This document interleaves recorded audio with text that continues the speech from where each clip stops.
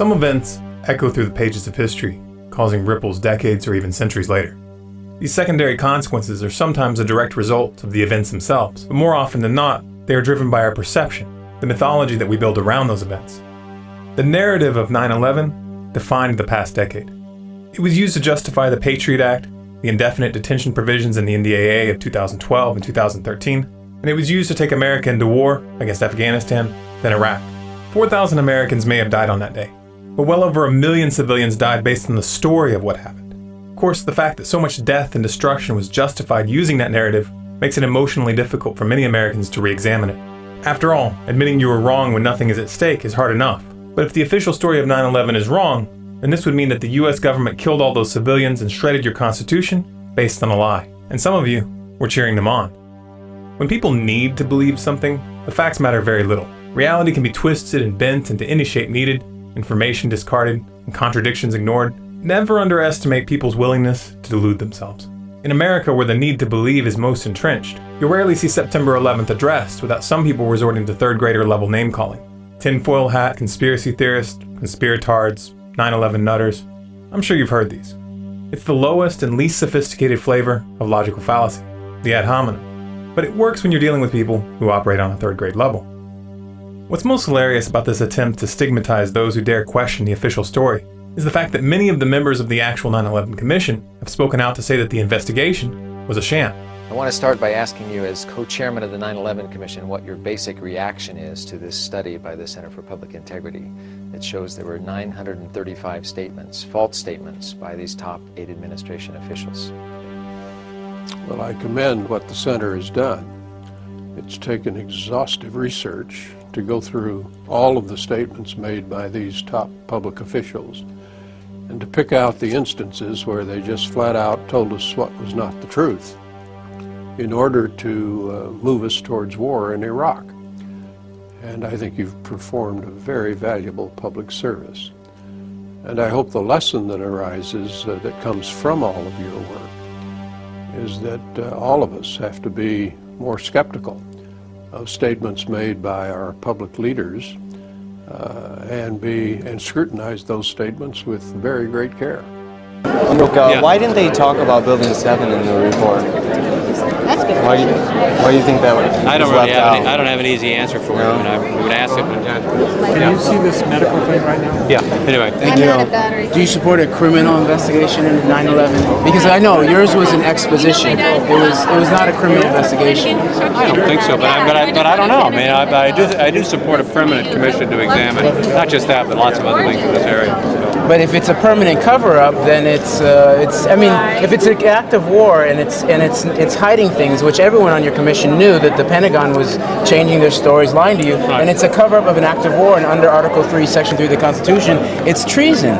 So unless we get to the very bottom of it, then we're still talking a treasonous exposition. This is a longer conversation. I'm not sure this would ever get to the bottom of it. We have to, or we can't save our countries. I don't think. Well, if that's the condition upon which we're going to be saving our country, because the problem is it's a 30-year-old conspiracy. No, I'm talking about 9/11. That's what I'm talking about. Oh, you are. You mean at this? Anyway. Guys, it doesn't matter if the people who actually ran the investigation say it was a scam. You're supposed to believe the official story. If you don't, you're crazy, unhinged, and maybe even a little bit dangerous. Listen, I know you don't want anyone to think you're crazy, but let's just take a look at a little bit of the evidence, just between me and you. I won't tell anyone, I promise. Now, this isn't a 2-hour documentary, so we don't have time to cover everything. Instead, we'll just confront a few obvious smoking guns. Smoking gun number 1, the collapse of the World Trade Center Building 7. 3 buildings collapsed in New York on that day. 2 were hit by planes. Building 7 was not hit by a plane. No one claims that it was. Yet at 5:20 p.m. on September 11th, it collapsed into its own footprint. It went straight down at free fall speed. At first, NIST tried to deny this and placed its computer models over the actual video evidence. But in their final report, they do in fact admit that the building fell at free fall. Why is this significant? It's just like taking your car keys out and just dropping them. That's how fast the building came down, for over 100 feet. This is high school physics. A building cannot do free fall with 40,000 tons of structural steel in its structural system without it being blown up. The only way that a building can accelerate as it collapses is by having pre-engineered, precisely timed, and precisely placed explosives. In other words, controlled demolition. The funny thing is, in spite of the fact that never in history had a steel frame building collapsed due to an office fire, a lot of people knew the building was going to collapse before it came down. We have CNN reporting the collapse an hour before it came down.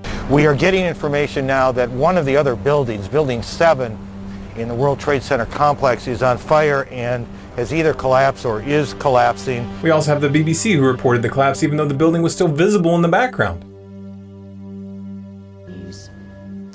Now, more on the latest building collapse in New York. You might have heard a few moments ago I was talking about the Salomon Brothers building collapsing. And indeed it has. Apparently that's only a few hundred yards away from where the World Trade Center towers were. And it seems that this was not a result of a new attack. It was because the building had been weakened during this morning's attacks. We'll probably find out more now about that from our correspondent, Jane Stanley. Jane, what more can you tell us about the Salomon Brothers building and its collapse? Well, only really what you already know. Details are very, very sketchy. There's almost a sense downtown in New York behind me, down by the World Trade Centers, of just an area completely closed off as the rescue workers try to do their job. But this isn't the first building that has suffered as a result. We know that part of the Marriott Hotel next to the World Trade Center also collapsed as a result of this huge amount of falling debris from 110 floors of the two twin towers of the World Trade Center. As you can see behind me, we have footage of people on the street warning that the building was about to collapse. You hear that? Keep your eye on that building, it'll be coming down. The building is about to blow up. Moving back. How did they know that this was going to happen when it isn't even physically possible for an ordinary office fire to bend or melt steel? It makes about as much sense as a farmer suddenly warning you that his pig is about to levitate. And this brings us to smoking gun number 2. Explosions in the basements of the Twin Towers and on the lower floors of Building 7. I worked in the building for 20 years. I was the person in charge of all the stairwells of the North Tower, and on 9/11 I had the only master key that opened the doors that rescue people. This is the master key, they call it the key of hope. And basically I was a janitor. Like I said, on that day there was an explosion on the basement, and this is prior to the building got hit by the plane, and then the plane hit, and then there was a series of explosions afterwards, and a person comes running into the office saying explosion, explosion, explosion. His skin was pulled all from his armpits all the way to the top of the fingertips, and pieces missing off his face, and then it was total chaos. Kenny Johanneman. Spell your name. Johannemann. And you were working there? Yes, I was right there. I was down in the basement, came down, all of a sudden the elevator blew up, smoke. I dragged the guy out, his skin was hanging off, and I dragged him out, and I helped him out to the ambulance. Mr. Hess came running back in. He said, we're the only ones up here, we got to get out of here. He found the stairwell. So we subsequently went to the stairwell and we're going down the stairs. When we reached the 6th floor, the landing that we were standing on gave way. There was an explosion and the landing gave way. And I was left there hanging. I had to climb back up, and now I had to walk back up to the 8th floor. I was trapped in there for several hours. I was trapped in there when both buildings came down. All this time, I'm hearing all type of explosions. All this time, I'm hearing explosions. When they finally got to us, and they took us down to what they called the lobby, because I asked them, I said, when we got down there, I said, where are we? He said, this was the lobby. And I said, you gotta be kidding me. It was total ruins. Total ruins. Now keep in mind, when I came in there, the lobby had nice escalators. It was a huge lobby. And for me to see what I saw, it was unbelievable. I'm just confused about one thing, and one thing only. Why World Trade Center 7 went down in the first place. I'm very confused about that. I know what I heard. I heard explosions. The explanation I got was, it was the fuel oil tank. I'm an old boiler guy. If it was a fuel oil tank, it would have been one side of the building. This of course brings us to smoking gun number 3, molten steel found in the basements of the buildings after the collapse. You'd get down below and you'd see molten steel running down the channel rails, like you're in a foundry. In an office fire, you cannot generate enough heat to melt steel. So if you have a flame at 750 degrees, you can hold that flame under a steel beam forever, and you'll never reach a high enough temperature to bend steel, let alone melt it. It wasn't just Building 7 that went down like a controlled demolition. All 3 buildings that collapsed in New York that day came down at freefall speed. The thousands of tons of steel and concrete beams that should have resisted such a collapse were blown apart as the building was falling. Over 1,700 licensed architects and engineers have gone on record to say that the official 9/11 story is physically impossible. It would have required carefully placed explosives to take out the support beams. And guess what? The dust from the ruins of the towers has been independently tested and shown to contain large quantities of military-grade nanothermite. The results of these tests were peer-reviewed and published in the Open Chemical Physics Journal in 2009. However, the agency behind the official investigation, NIST, has refused from the very beginning to test for any accelerants or explosives in the dust. This in spite of the fact that such testing is explicitly called for in fire investigation standards for events involving this kind of damage. My name is Mark Basile. I'm a chemical engineer. I have a Bachelor of Science in Chemical Engineering from Worcester Polytechnic Institute.